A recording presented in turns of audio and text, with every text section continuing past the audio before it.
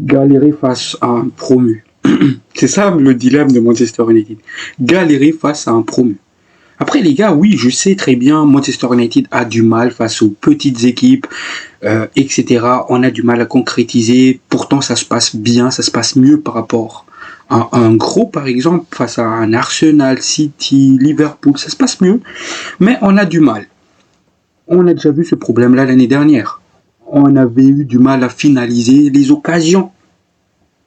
On s'est dit, bon, on va amener des buts, on va amener du Bemou, on va amener du Cunha, on va amener du Sesco, et ces problèmes de finition, ça va disparaître. Pourtant, on a toujours des problèmes de finition. Pourquoi? Parce que les joueurs, ils se précipitent. Aujourd'hui, on aurait pu mener 4 buts d'avance à la mi-temps, les gars.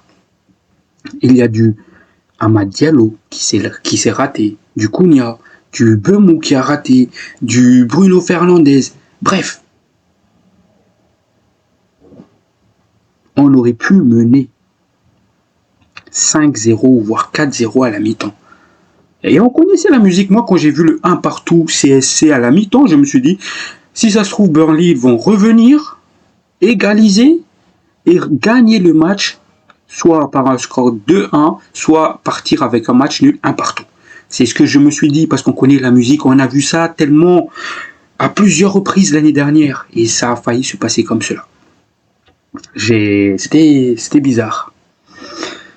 Donc il faut vite qu'on trouve les solutions. Mais avant de commencer cette débrief, les gars, ici sur Legacy United, on parle d'actualité du club de Manchester United. Donc n'hésitez pas à nous soutenir, à vous abonner, à liker, ça soutient énormément la chaîne et ça donne beaucoup de force et du courage. Sur ce les amis, bon visionnage à vous.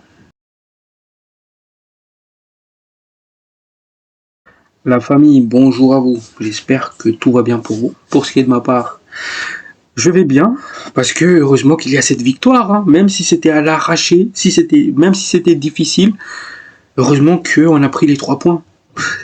Il fallait ce 3 points-là.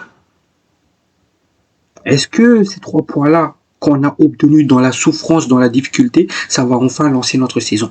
Ça, c'est la question. Mais les gars, il faut que déjà que j'aimerais aussi pointer du doigt le board. Le board, ils ont amené des attaquants. Bemou, Cunha, Sesco. Pourquoi?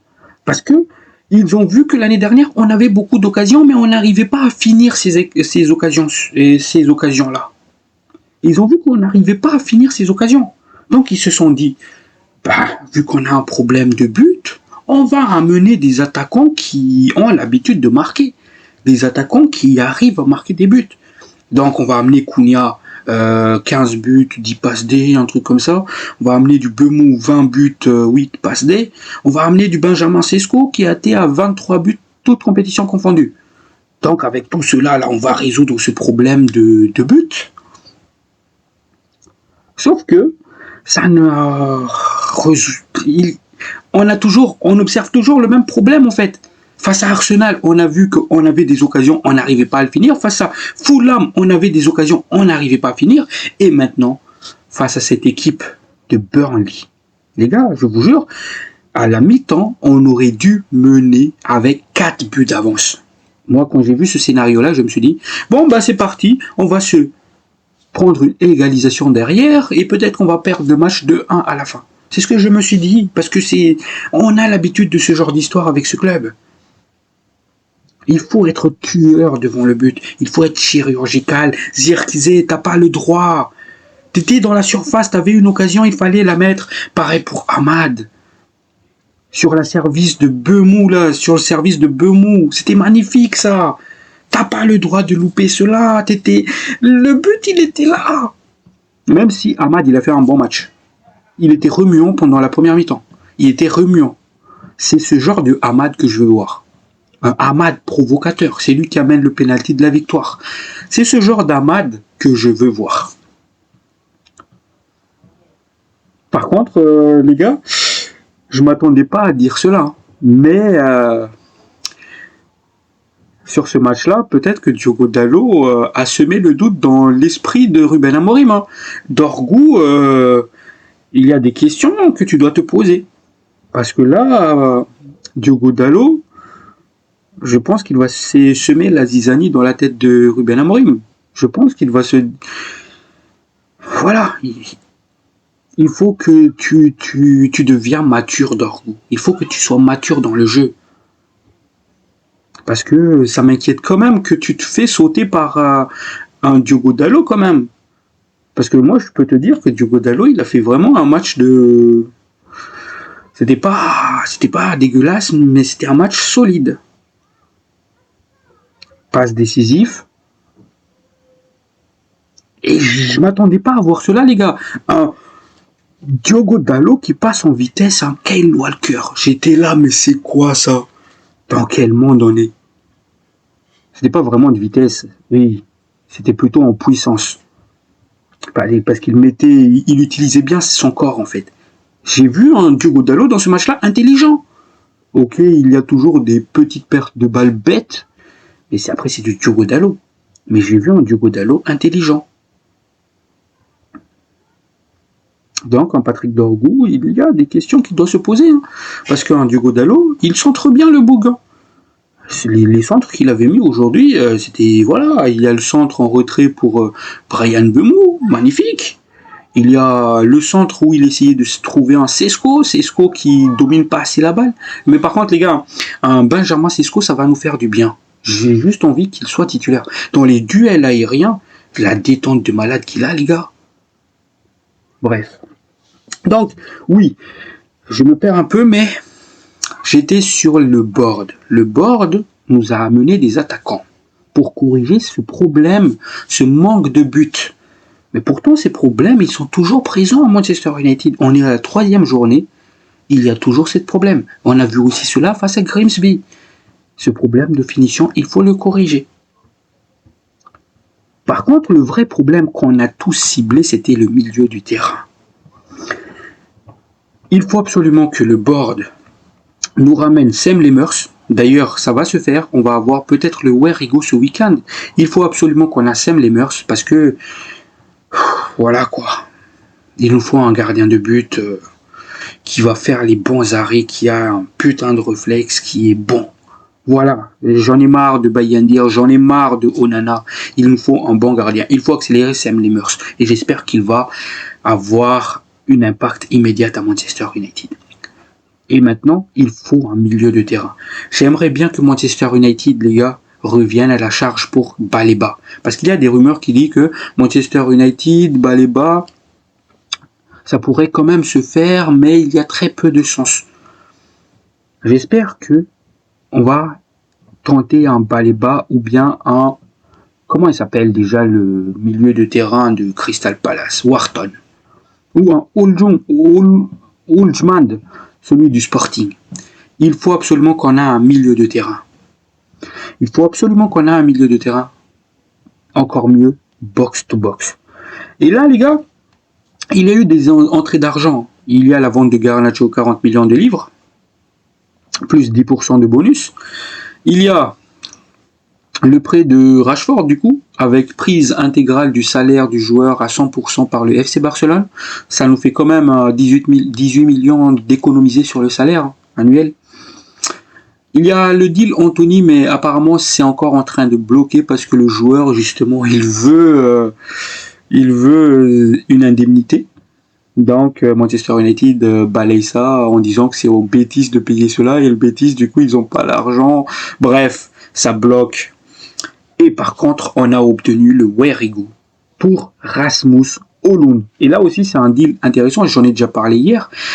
C'est un prêt payant, déjà un prêt payant de 6 millions d'euros, plus une obligation d'achat à 44 millions. Ce qui nous fait un package, en gros, si jamais le Napoli éclate l'option d'achat à la fin de la saison, ça nous fait 50 millions d'euros pour un Rasmus Højlund.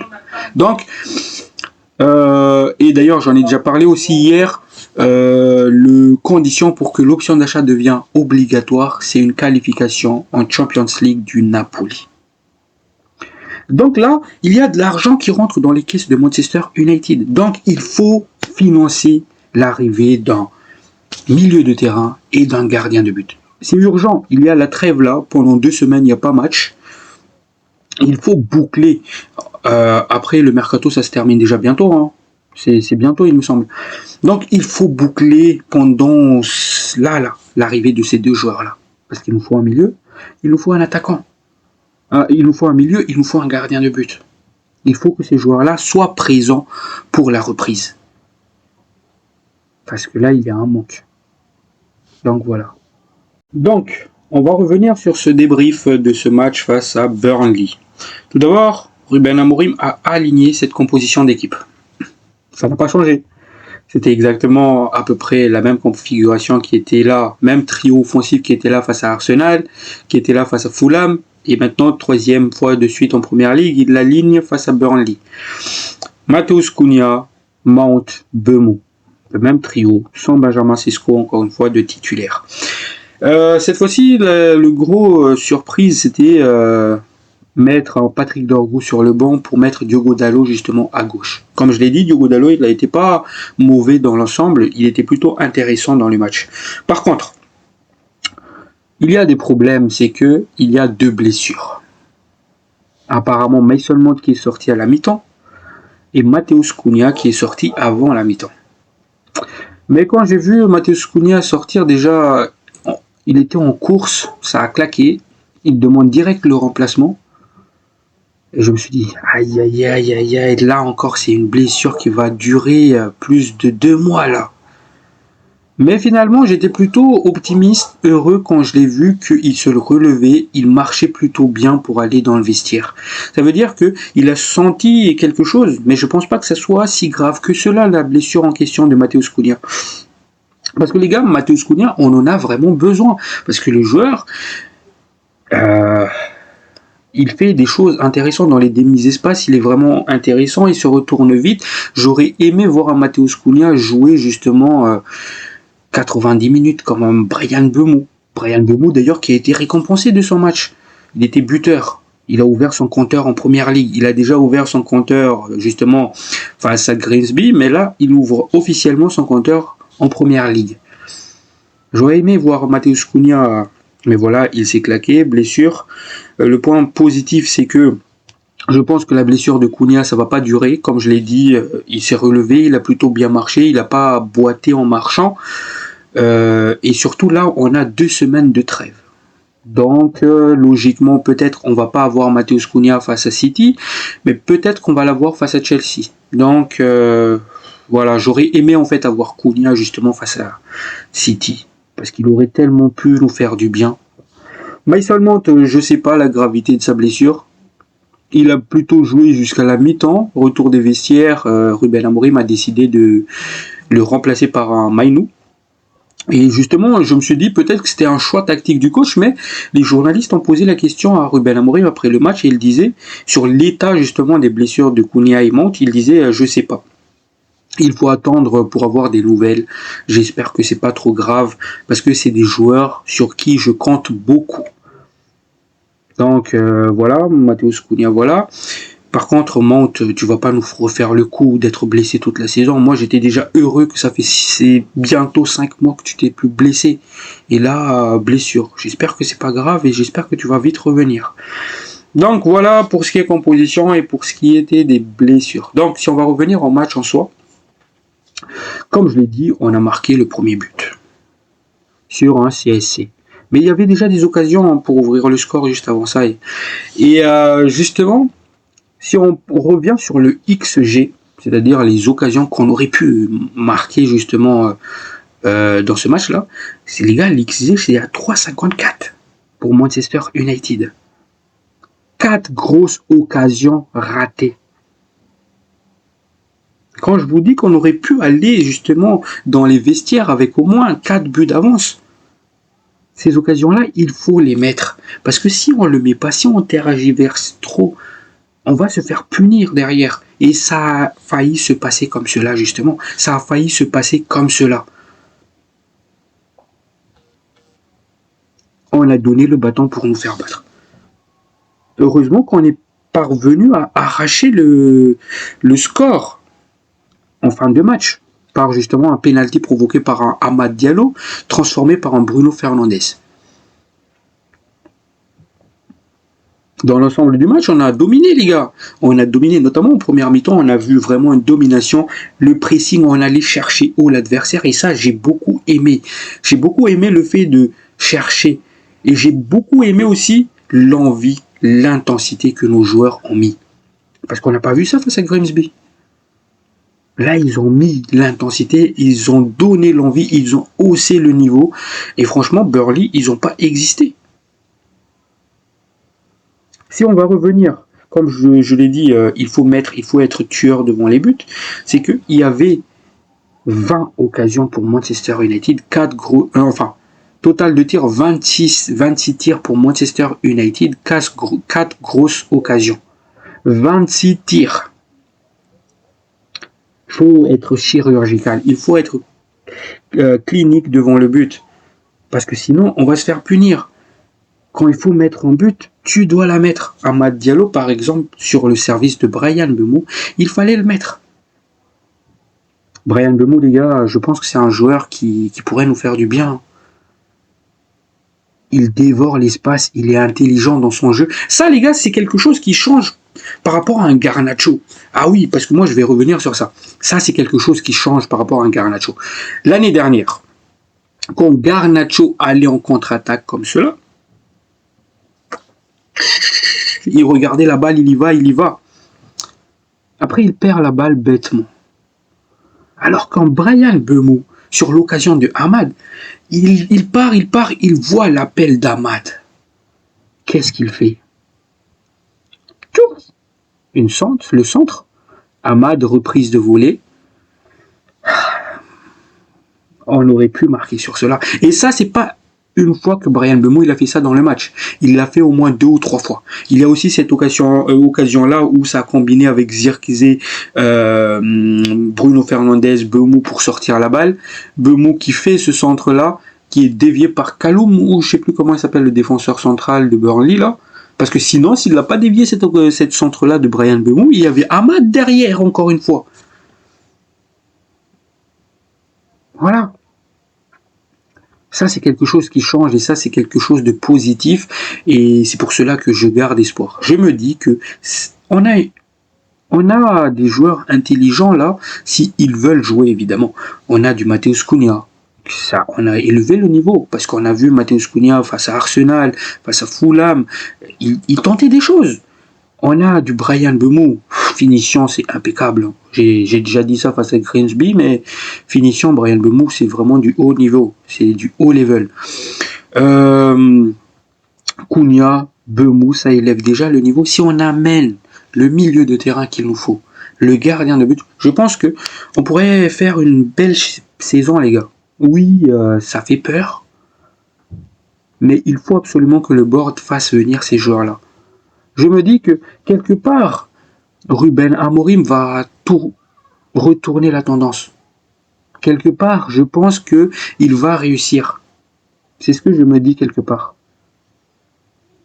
En fait, j'y crois un tout petit peu en fait sur Ruben Amorim. Mais je vous cache pas que quand j'ai vu le 2 partout, j'étais déjà en mode Amorim out. J'étais déjà en mode non, mais là, Amorim, t'as pas d'excuses là. Là, t'as pas d'excuses. C'est une équipe promue. Là, il n'y a pas d'excuses. Est-ce qu'il n'est pas temps de se séparer de Ruben Amorim, de faire venir un nouveau coach, etc. Mais en fait, les gars, l'histoire, ça va se répéter. C'est ce que j'ai dit en fait dans ma dernière vidéo. C'est que, ok, on va virer Ruben Amorim, on va faire venir un nouveau coach. Il va durer combien d'années encore? Il va survivre cette saison. La saison prochaine, il va sauter. Moi, j'en ai marre de cela en fait. J'en ai marre parce que j'ai été critiqué justement par rapport à ça hier, dans ma vidéo de hier. On me disait, mais toi, t'es un ennemi du club, tu soutiens toujours Ruben Amorim et tout, t'as pas d'idée. Les gars, on a vécu ça pendant plus de 10 ans. On a fait venir tous les entraîneurs du monde. Du Mourinho, du Erik ten Hag, du Ranrick, du Van Gaal, du Schulcher, Amorim. Ils font première saison bien, deuxième saison moyen, troisième saison ils sautent. Pour certains. Ok, on va virer Ruben Amorim, on va faire venir un nouveau coach. Après combien de temps on va le virer encore une fois? Après combien de temps on va le virer encore une fois? Donc je me dis, bon, ok, Ruben Amorim, il commence à m'énerver, mais faire venir un nouveau coach, on va repartir de zéro. Et après combien de temps il va se faire virer encore une fois? En fait, je suis dans cette question-là et je suis fatigué de cela en fait. Je suis fatigué avec cela. Peut-être que vous en avez pas marre. Mais moi, j'en ai marre. On va faire venir qui? Qu'est-ce qui nous garantit qu'il va réussir? Donc voilà. Il nous fallait cette victoire-là. En tout cas, avant cette trêve, il fallait absolument cette victoire-là. Comme ça, bah, peut-être que ça va lancer le dynamisme, sachant que après la trêve, les gars, c'est City, Chelsea. Donc, c'est deux rendez-vous compliqués. Donc, voilà. Donc, pour revenir encore une fois sur, sur Ruben Amorim, parce qu'il y a un détail que j'ai oublié. Pour ceux qui disent, ouais, mais il faut repasser à 4 derrière, 3 milieux de terrain, 3 attaquants, enfin 2 ailiers, un attaquant de pointe. C'est la solution. Sauf que les gars, les coachs qui étaient là avant Ruben Amorim a utilisé ce genre de formation. Est-ce que vous pensez sérieusement que c'est la formation le problème? Est-ce que vous pensez vraiment que c'est la formation de ce que Ruben Amorim propose? Est-ce que vous pensez que c'est ça le problème? Moi, en fait, je me pose plein de questions parce que les gars, moi, c'est les 10 dernières années, là, même plus, là, depuis le départ de Ferguson, ce qui s'est passé au club, je l'ai vu de mes propres yeux. J'ai vu les coachs s'enchaîner. Et j'ai vu les coachs utiliser le système à 4 défenseurs. Pourtant, ça n'empêchait pas qu'ils sautent à chaque fois. C'est pour cela que moi, je persiste sur le fait que c'est pas la formation le 3-4-2-1 de Ruben Amorim le problème. C'est pour ça que je persiste à dire cela. Parce que si les gens, ils ont vu ce qui s'est passé les 10, les 12 dernières années, les gars, je suis désolé, il y a toutes les coachs du monde qui est passé par là. Tous se sont cassés les dents. Tous ont utilisé le système à 4 défenseurs. 3 milieux de terrain. Voilà. Et surtout, autre argument, on va faire venir un nouveau coach, on va repasser à 4 derrière. Qu'est-ce qui nous garantit que le recrutement que Ineos avait fait justement pourrait être adapté justement à ce nouveau coach? Moi en fait les gars, je suis en constante questionnement comme cela, je me pose plein de questions. Ok, on va faire venir un coach, mais si on va faire venir un coach, il faut absolument que c'est un coach qui joue avec trois défenseurs, parce que le recrutement que Ineos avait fait, c'est justement lié à ce système de jeu en particulier. Par contre, si on va faire venir un coach qui joue à 4 derrière, qu'est-ce qui nous garantisse que ce coach-là, il va réussir? Et qu'est-ce qui nous garantisse que les joueurs vont s'adapter? Parce que là, justement, Ruben Amorim a eu le temps de formater les joueurs pour justement qu'ils s'adaptent à son style de jeu. Et là, encore une fois, on va faire venir un autre coach pour au final redire non, mais vous allez rejouer à 4 derrière. En fait, le truc, c'est que j'ai l'impression qu'on n'avance pas. Vous voyez ou pas ce que je veux dire? J'ai l'impression qu'on n'avance pas. À chaque fois, on essaie quelque chose, on stagne. Et qu'est-ce qu'on a comme solution? Ben, revenir à zéro. C'est ce qu'on avait fait avec, avec Eric Ten Hag. On était là, on fait venir Eric Ten Hag, on retourne à zéro, on fait venir des nouveaux joueurs. Après, voilà, on stagne. On fait venir un Ruben Amorim, on reprend tout de zéro. Et en fait, on n'évolue jamais. On n'évolue jamais. On stagne à chaque fois. Et c'est ça qui me plaît pas en fait. C'est pour cela que je veux y croire en Ruben Amorim. Mais il faut qu'il nous prouve en fait. Il faut qu'il nous prouve qu'il est capable de retourner la tendance. C'est ce que je le demande. Peut-être que ça va passer par cette victoire face à Burnley. Peut-être que c'est grâce à cette victoire qu'il va tout retourner derrière. Si ça se trouve, après la trêve, il va venir, il va taper City, il va taper Chelsea, il va taper celui d'après, celui d'après. Vous voyez ou pas? J'ai envie de garder espoir. C'est pour cela que je l'ai dit, pour ceux qui m'ont dit « Ouais, Legacy, t'es l'ennemi du club, tu continues à soutenir Ruben Amorim. » Les gars, je veux attendre. Du moins, c'est ce que j'ai dit. Je veux attendre au moins les 10 prochains matchs pour voir si Ruben Amorim, il va réussir à retourner la tendance ou bien il n'y arrive pas. S'il n'y arrive pas, les gars, bah, il faut le virer et tout recommencer. Faire un nouveau mercato. Et du coup, attendre encore une fois. C'est pour cela. Donc voilà, victoire importante face à Burnley. Il n'y a pas grand chose à dire. Encore une fois, comme je l'ai dit tout à l'heure, on s'est fait peur. Il fallait mettre, il faut être chirurgical. Quand à des occasions, il faut les mettre. Et d'ailleurs, Ruben Amorim, en conférence de presse d'après-match, il disait ça. Quand les joueurs font les efforts, je les aime toujours. Et ça, c'est important. C'est-à-dire que là, dans ce match-là, Ruben Amorim, il a remarqué que les joueurs, ils ont fait de l'effort.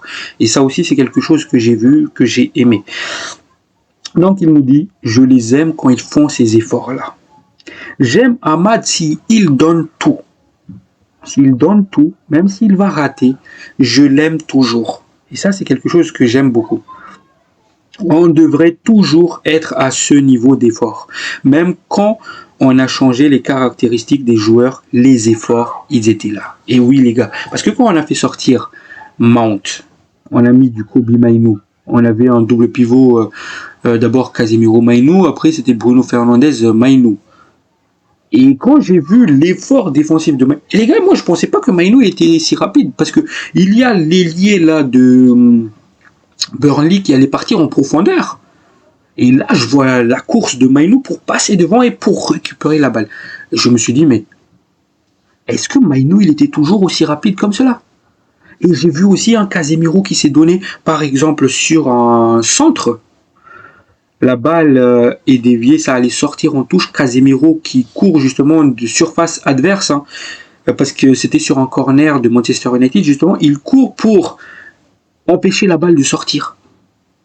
Et ça, voilà, il faut se donner, il faut mouiller le maillot. Et du coup, j'aime beaucoup tous les efforts qui étaient fournis, mais encore une fois, il faut être chirurgical. Et Mainoo, je pense que Ruben Amorim veut vraiment le garder parce que par rapport aux déclarations récentes du joueur, Ruben Amorim persiste toujours de dire que non, il partira pas, je le veux. Et il commence à donner du temps de jeu à Mainoo. Et ça, ça me fait plaisir. Donc les amis, j'ai fait le tour de tout ce que j'avais à dire. Encore une fois les gars, je tiens toujours à le souligner. Si vous n'êtes pas d'accord avec mes avis, les gars, soyez polis dans les commentaires. Vous êtes libre à m'expliquer vos points de vue, à me dire oui les gars, si je suis pas d'accord avec toi, moi je pense plutôt que Ruben Amorim il doit sauter. En fait, ce que je demande c'est de le faire dans le respect, mais pas me dire les gars, si t'es l'ennemi du club. Et les gars, pourquoi on me dit que je suis l'ennemi du club? Moi, les gars, j'aime Manchester United et je le dis à plusieurs reprises. Et je pense que ça se voit par rapport à mes émotions quand je fais mes vidéos, quand je suis pas content, etc. Et moi, je suis quelqu'un de cash. Je vais dire les choses qui me plaisent, je vais dire les choses qui me déplaisent. Même si le joueur, c'est votre chouchou, Amad Diallo, Bruno Fernandes, quand il faut lui mettre une balle, je serai là. Par contre, quand il faut les défendre, je serai là. Donc, j'essaye d'être objectif, c'est ce que je veux dire par là. Donc, soyez polis dans les commentaires. Encore une fois, je lis beaucoup vos commentaires. Je prends le temps de répondre à tous vos commentaires. Certes, ça prend, des fois, je mets un peu de temps à répondre à vos commentaires parce que c'est normal. Les gars, je travaille dans la journée. C'est le soir que je réponds à vos commentaires si je suis pas trop fatigué, quoi. Donc, soyez compréhensifs. Donc aussi, voilà. Je suis pas un ennemi du club, les gars. J'aime Manchester United. Si je fais des vidéos, c'est que je veux partager avec vous, justement. Partager avec vous la famille, la grande famille mancunienne. La joie, la tristesse. Mes opinions. Comme je l'ai dit, vous êtes libre aussi de me donner vos opinions. Vous savez, les gars, ce que je dis, c'est pas une vérité absolue. Hein. Ce que disent les créateur de contenu, c'est pas une vérité absolue. Vous êtes libre de dire vos opinions, mais tout cela, on doit le faire dans le respect. Sur ce, prenez soin de vous, la paix sur vous. Ciao, ciao.